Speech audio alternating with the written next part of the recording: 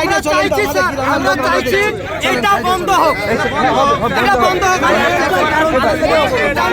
শুনুন sir, sir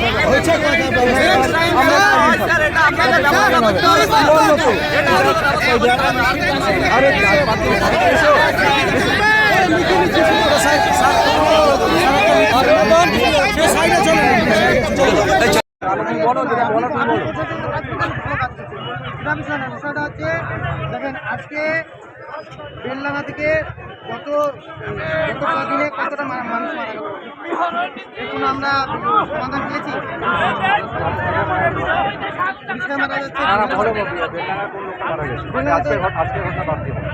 অনেক লোক মারা গেছে, ভাবতে মারা গেল।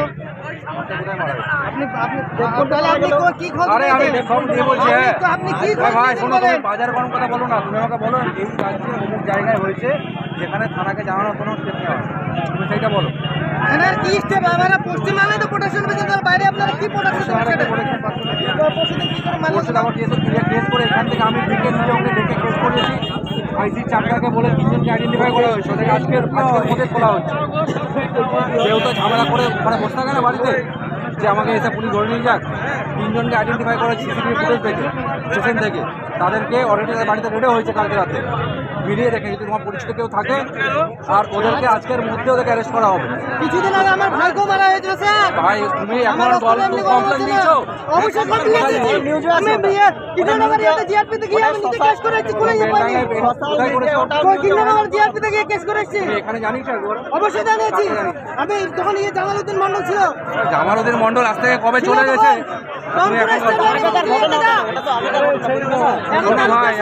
তুমি নেতার মতো কথা বলছো। নেতার মতো কোনো সময় বলিনি আমরা।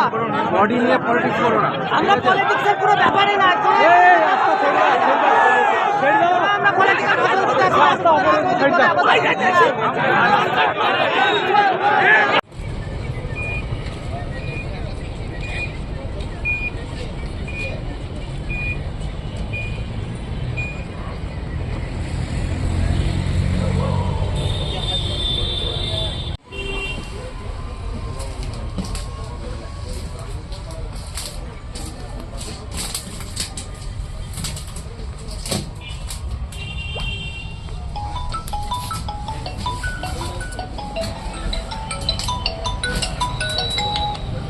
হ্যালো, ব্যাংক এখন ফোন করুক। হ্যালো, বলো। বিল্ডিং আছে, পর দিচ্ছি, আমি নিজেই পাচ্ছি না।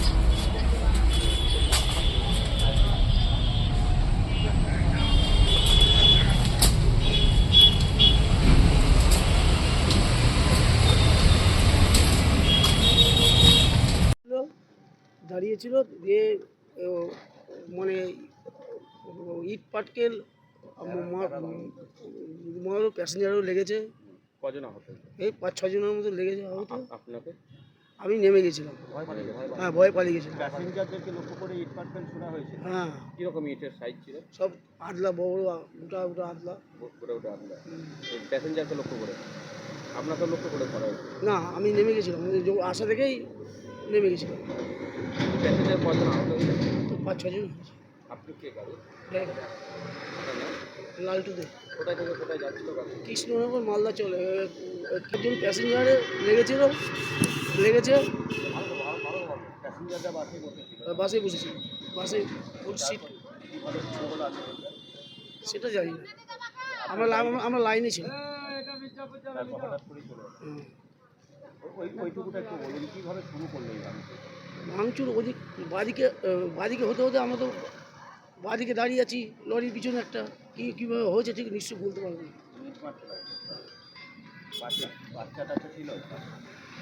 বাচ্চাটা যা ছিল কিছু হয়নি কারণ।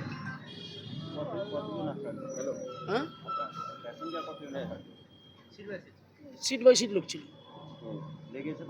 5-6 জন লেগেছে। তারা হসপিটাল ছিল, ডাক্তার দেখে বাড়ি চলে গেছে। আর কি কোনো বাস? এটা আমি বলতে পারছি না। লরি একটা ভাঙচুর হয়ে যায়নি। আপনার নাম? লালটু দে। এই যে আপনারা যে বাস চালান, আপনারা তো আতঙ্ক হচ্ছে এরকম যদি আপনার এখন শান্তিপূর্ণ চালানো।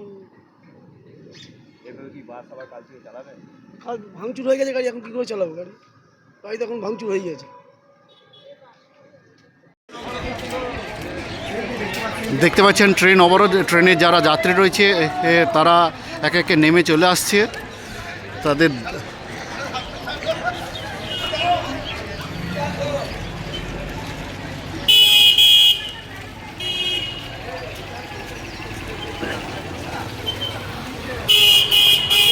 কিছু অবরোধ হয়েছিল রাস্তার, আর কিছু একটা 5 রাহা মোড়ের রেল অবরোধ হয়েছিল। আমরা ওখানে এসে লাঠি চার্জ করে, বড়মা মোড় আগে ছিল, বড়মা মোড় আমরা ক্লিয়ার করলাম, তারপর 5 রাহা মোড় ক্লিয়ার করলাম। এখন কোনো জায়গায় কোনো অবরোধ নেই, কোনো অসুবিধা নেই, পাবলিক মুভমেন্ট, দোকান যা আছে সব নর্মালি খোলা আছে, কোনো ইস্যু নেই। কিন্তু আপনাদের যেটা প্রশ্ন সেটা হচ্ছে গতকালকে আমরা দেখেছি একেবারে যে পরিস্থিতি, আজকে সকালবেলা আবারও একই রকম পরিস্থিতি হলো কিভাবে? এদের অ্যাকচুয়ালি মাইগ্রেন্ট লেবার নিয়ে কিছু ইস্যু ছিল।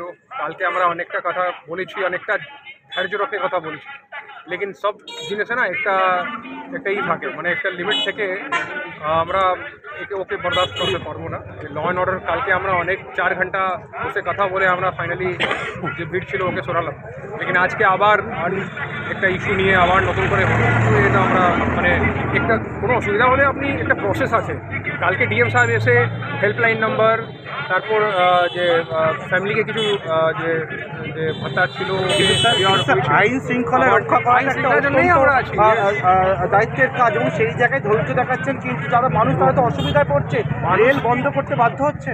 রেল কালকেও কিছুদের জন্য রেলওয়ে বন্ধ ছিল, তারপর এখানে আজকেও রেল বলছে যে তারা বন্ধ চালাতে পারবে না। 5 রাহা মোড় অবরোধ হয়েছিল, তারপর আমরা এসে ওখানে তুলে দিয়েছি। এখন সব অবস্থা একদম নর্মাল আছে, মুভমেন্ট একদম নর্মাল আছে। আজকে সকাল থেকে আপনাদের দেখতে পাওয়া গেল না কেন যখন অবরোধ হলো? আমরা আছি, এখানে পুলিশ ছিল। আগে হঠাৎ করে লাঠি চালানো যাবে না, তো হঠাৎ করে আগে একটু ইমিডিয়েটলি গিয়ে একটু কথা বলতে হবে। যখন আমরা দেখলাম কি কথা শুনলে হবে না, আর আননেসেসারি কিছু ডিমান্ড ছিল, তো আমরা যখন লিডারলেস ভিড়, এই জন্যে আমাদেরকে আবার লাঠি চার্জ করলো। অ্যান্ড ওর আগে আমাদের উপর কিছু একটা গাড়ি, একটা ট্রাক ছিল, ওর কাচের উপর একটা পাথর ছড়েছে, আর যখন পাথর ছোড়া চালু করবো তারপর করলো। গতকালকে আমরা দেখেছিলাম, গতকালকে দেখে আমরা টোটাল এখন পর্যন্ত 15 থেকে 20 জনকে তুলেছি, আর বাকি আমরা দেখছি সিসিটিভি দেখে আমরা আইডেন্টিফাই করছি, যে যেখানে এখন বাড়িতেও আছে আবার কেউ, আমরা ধরে আইডেন্টিফাই করে তুলবো। এই প্রসেস চলতে থাকে। সাংবাদিককে